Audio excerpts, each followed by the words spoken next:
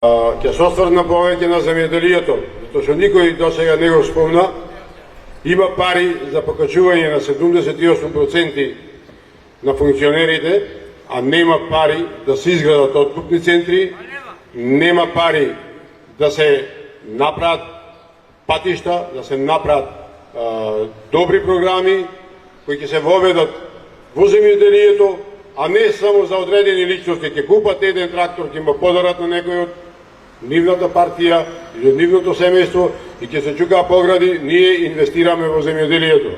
Не е така. Ништо не инвестира, тука само крадат, лажат, со некакви субвенции ги залажуваа граѓаните, а полињата се празни, не се ни посејани, ни изорани. И така ќе останат по догледно време, доколку не застанат демократи за тие граѓани, за земјоделците, да му поможат со нивните програми.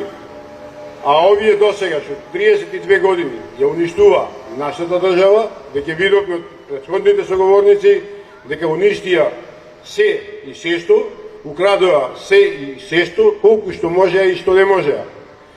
Не знам како повеќе да објасниме оваа ситуација. И затоа ги замолувам граѓаните на Република Македонија да се приклучат кон демократи и наредните избори да го дадат гласот за демократи, а не да го дадат за уништувачите на Македонија.